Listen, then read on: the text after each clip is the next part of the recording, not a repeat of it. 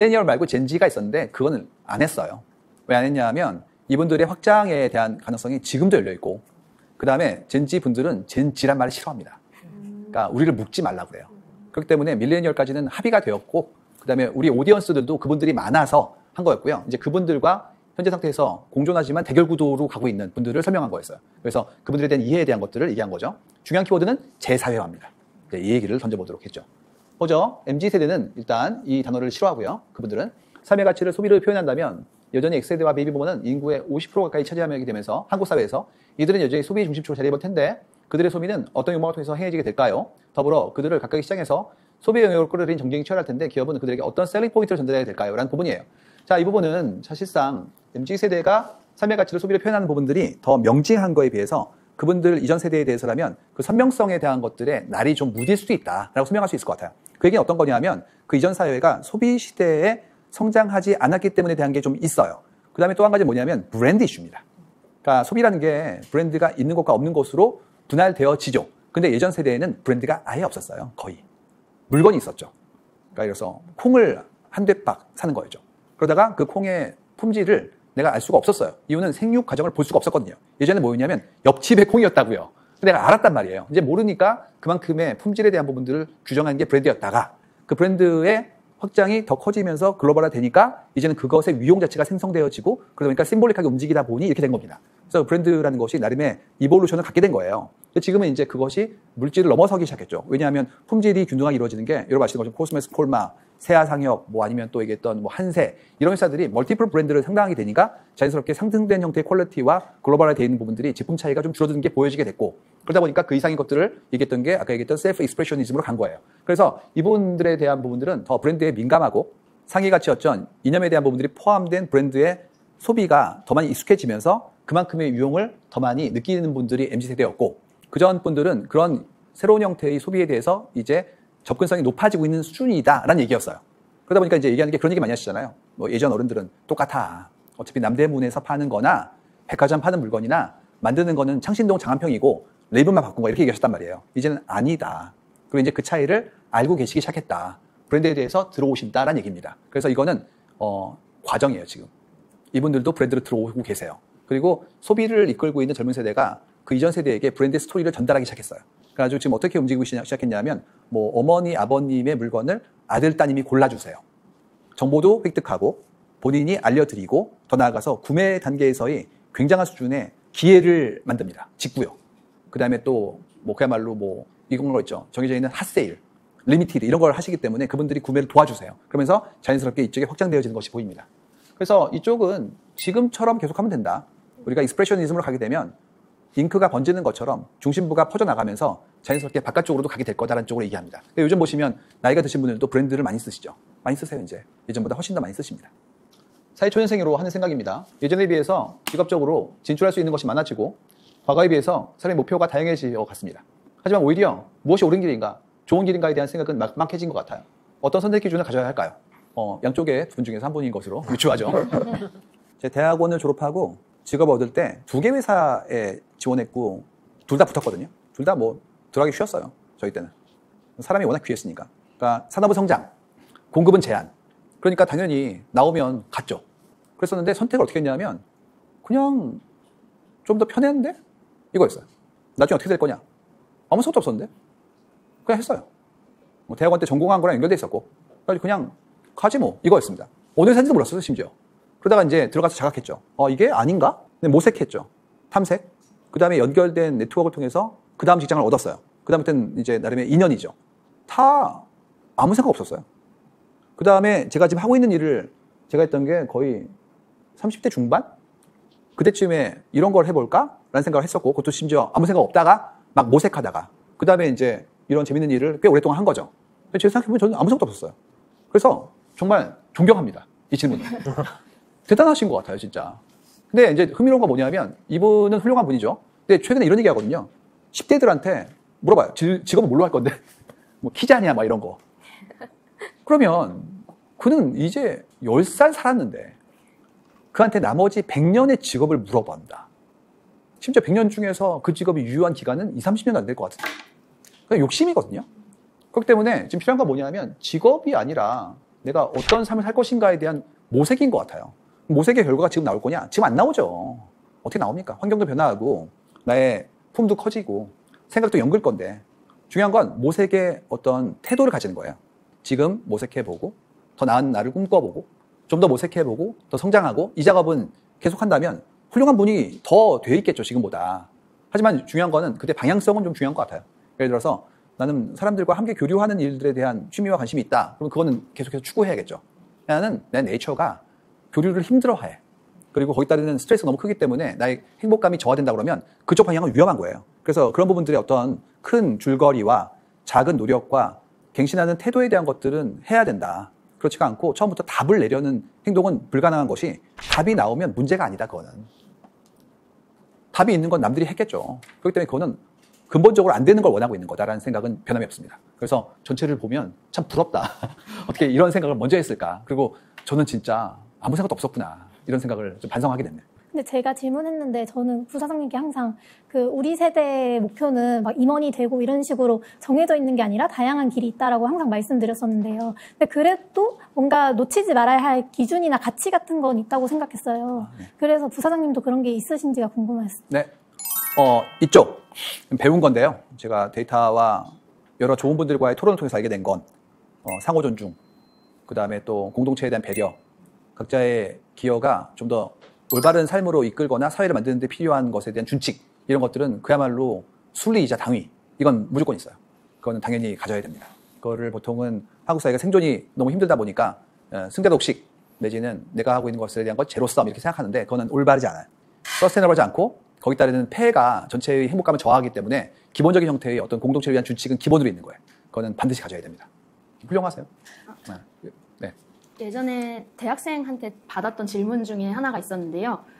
제가 이제 뭐 어떤 것들을 많이 해보고 저런 기준을 세우려면 경험을 많이 할수록 좋다고 이야기를 했더니 딱 그 20살 친구분이 해줬던 질문이 그런데 시간이 없다. 그래서 시간이 없고 돈이 없기 때문에 그 수많은 경험을 할 수 없다.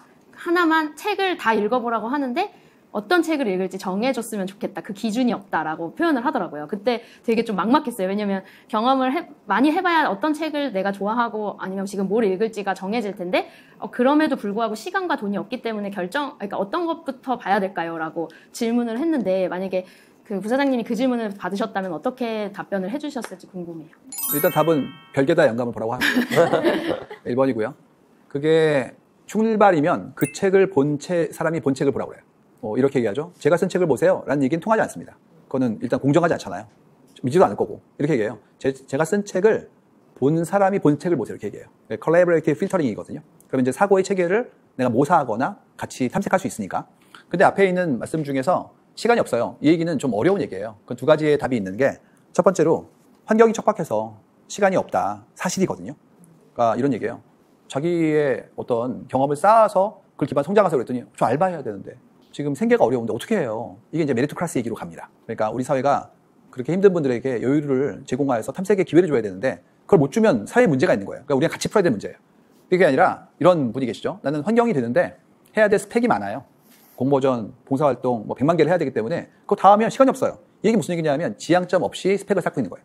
그거는 버릴 걸 만들고 있는 거예요, 지금. 그렇기 때문에 먼저 방향을 세우고 그 방향을 위한 축적을 해야지 그렇지가 않고 가능성 때문에 여러 개를 만들어 놓는 건 가장 하면 안 되는 일을 하고 있는 겁니다. 이유는 다 할 수가 없어요. 어떻게 그걸 다 해요? 여러분 아시는 것처럼 스펙도 이제 분화되기 시작했거든요. 그러면 막 30개, 40개, 50개 그걸 다 할 수가 없어요. 그럼 필연적으로 그거는 굉장히 뭐라고 해야 되나 편협한 게 아니라 광범위하지만 얄팍한 일을 하고 있는 거예요. 그거는 쌓아지지 않는 일이니까 지금 거의 의미가 없어지는 거죠. 그래서 그거는 문제가 있습니다. 그렇기 때문에 그 두 개는 분리해서 얘기해야 된다라고 믿고 있어요. 네. 혹시 패널분들한테 질문해도 되나요? 그럼요. 제가 좋아하는 드디어. 예. 혹시 그 작가님께 질문 드리고 싶은데 제가 아까 처음에 듣기로는 이제 직장생활도 하시면서 그런 작가 활동도 하신다고 하셨는데 잘 아시다시피 직장생활 하면서 그런 걸 하기가 되게 힘든 걸로 알고 있거든요. 근데 아까 시간에 대한 문제 어떤 20대 그 초반에 어떤 사회초년생분이 그런 걸 질문하셨을 때 좀 어떤 아까 마음가짐을 하셨는지 그런 거 좀 궁금합니다.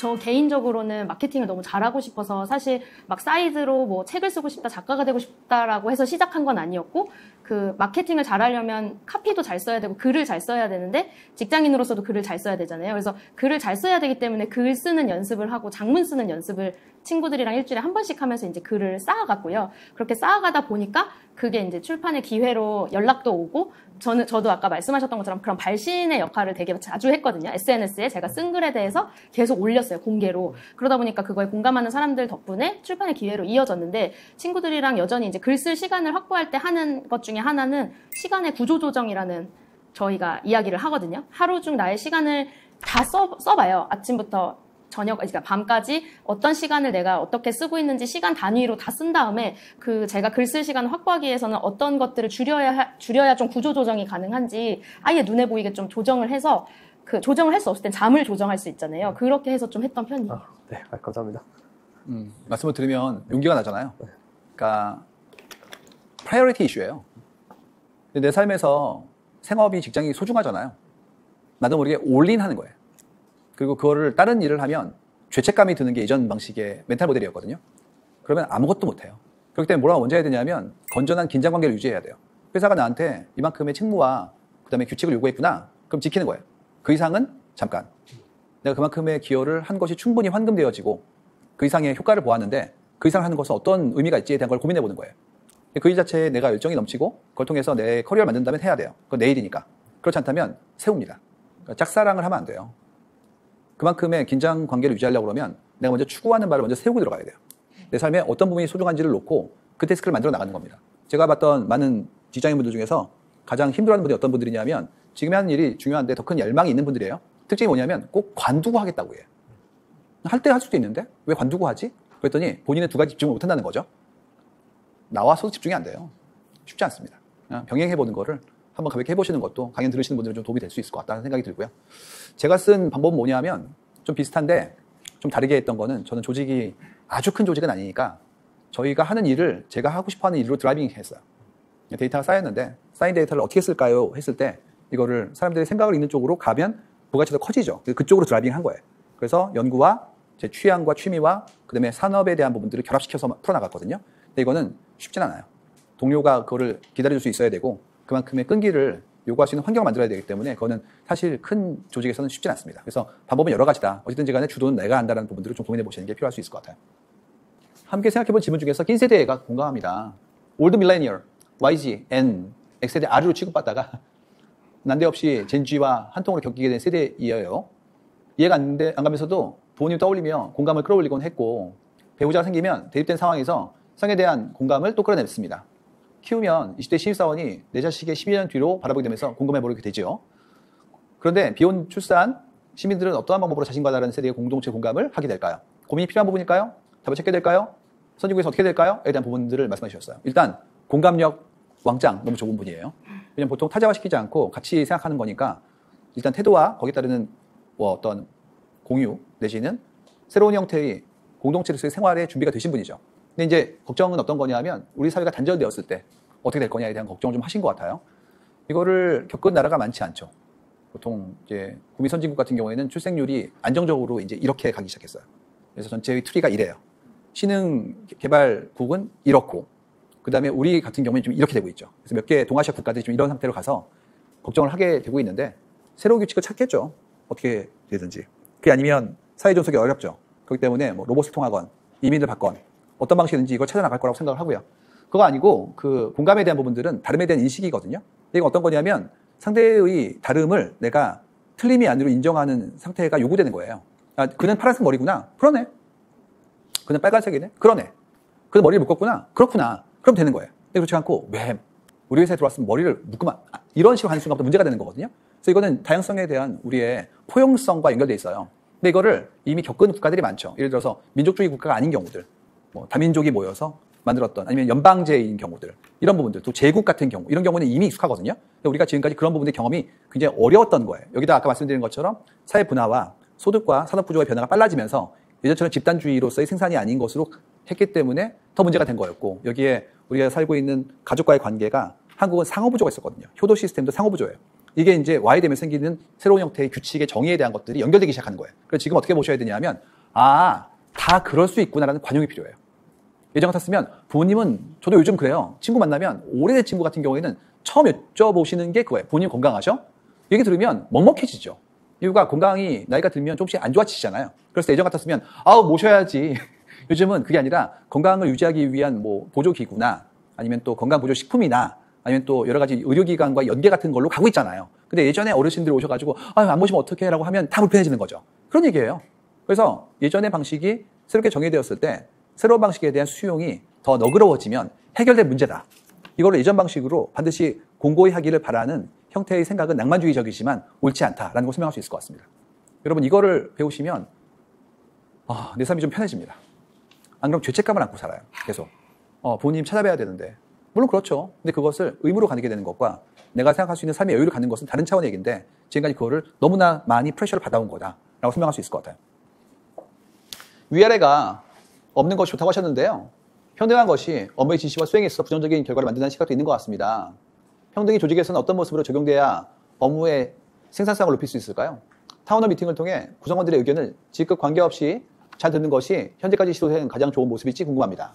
제가 얼마 전에 어느 큰 기업에 갔다 왔는데 타운홀 미팅을 한다고 하셔가지고 가서 강의를 드리고 왔거든요. 너무 재밌었던 게 타운홀 미팅에 사회자가 있어요. 사회자가 있어. 신입사원 두 분이에요. 정장 입으시고 그 다음에 막 설명을 하시는데 우리 대표님의 훌륭한 점을 막 얘기해요. 너무 놀랐어요. 그래가지고 아니 뭐지 이게? 제가 나가서 강연을 해드리고 대표님이 나오고 설명하셨는데 그 타운홀 미팅에 QA가 없었어요. 대표님 순시야. 훈아. 이게 무슨 타운홀 미팅이지? 얘기를 안 듣는 거잖아요. 타운홀 미팅이 아니죠. 그냥 미팅이죠. 그래서 이거는 어떤 거냐면 마음가짐이에요. 형식이 아니라. 그러니까 내가 얘기하고 상대가 얘기하고 그걸 수용하고 그렇게 가야 되거든요. 그게 그 미팅을 위해서가 아니에요. 뭐냐면 그렇게 나한테 늘 질문이 올 수 있는 상황이 되면 미리 준비해요. 그런 걸 물어봐? 이 순간부터 억제되어지죠. 난 준비할 필요가 없는 거예요. 왜 이래? 이렇게 되는 거고 늘 물어볼 수 있어? 그러면 공평함, 공정함에 대한 부분들을 준비해야 돼요. 그래서 이건 태도를 형성하는 얼개이지 이 자체가 가지고 있는 상징이 있는 게 아니에요. 그래서 이거를 잘못 이해하면 위험해진다는 얘기죠. 그 다음에 지시와 수행이라는 부분들의 지시라는 부분에 밑줄을 긋고 싶습니다. 업무는 지시하는 게 아니에요. 업무는 우리가 공감하는 겁니다. 이게 목표가 있구나. 그럼 이제 그 목표를 어떻게 우리가 합의할 것인가에 대한 부분을 보는 거예요. 거기 전문성, 나의 역할, 책임에 대한 부분들이 미리 정의되어 있어요. 그렇기 때문에 들어오자마자 공통의 목표를 어떻게 분해할지를 바라보는 게 우리에게는 조직의 구성과 거기에 따른 업무의 분장이에요. 그거를 마치 한 사람이 받아가지고 나눠준다 생각하는 것 자체가 예전 방식의 의사결정 구조거든요. 그렇기 때문에 이거는 공통의 목표를 어떻게 분할할 것인가에 대한 부분으로 설명할 수 있습니다. 이 단어가 틀렸다는 게 아니라 이제는 그렇게 정의되고 있다는 거예요. 그렇기 때문에 생각을 바꿔야 된다라는 얘기죠. 근데 단어는 중요한 이유가 생각을 표현하기 때문에 단어는 중요하다라고 얘기할 수 있을 것 같아요. 이 얘기의 댓글은 많이 올라올 것으로 생각합니다. 그런 회사가 어딨나요? 부터 시작해서. 왜 그러냐면 목표가 선명하다기보다는 목표가 단일했기 때문이에요. 목표는 말이야 빨리 하는 거야. 무리해서라도 이거였기 때문에 이성적인 형태의 분배가 이루어지지 않죠. 그럼 이제 이런 형태의 지시가 나오기 시작하는 거예요. 어쨌든 김대리가 빠르잖아. 밤을 새서라도 이렇게 나오기 시작하는 겁니다. 근데 그 전 질문의 답도 우리가 세대 간에 너그러움이 필요하다. 여기 조직 내에서도 관대함으로 다가가야 된다. 그런 태도를 마음가짐의 문제라고 하셨잖아요. 네. 그 마음가짐을 어떻게 만들죠? 처음에는 현자가 올바름에 대한 부분을 설파하겠지만 그렇지 않고 현재의 규칙을 유지하려는 그런 나의 어두운 마음이 생기겠죠. 하지만 그런 것들은 곧 밀란으로 제거됩니다. 관둘 거예요. 그러니까 서스테이너블하지 않아요. 우리가 강압적으로 계속해서 프레셔를 주면 나가버린다고요. 이게 천륜처럼 만들어진 거라면 어쩔 수 없겠죠. 직업은 선택이에요. 그렇기 때문에 훌륭한 분들이 나가면 바꿀 수밖에 없습니다. 그래서 블라인드가 워킹하고 있는 거예요, 지금. 이게 역학의 문제이지 당위의 문제가 아니에요. 그 문제로 가면.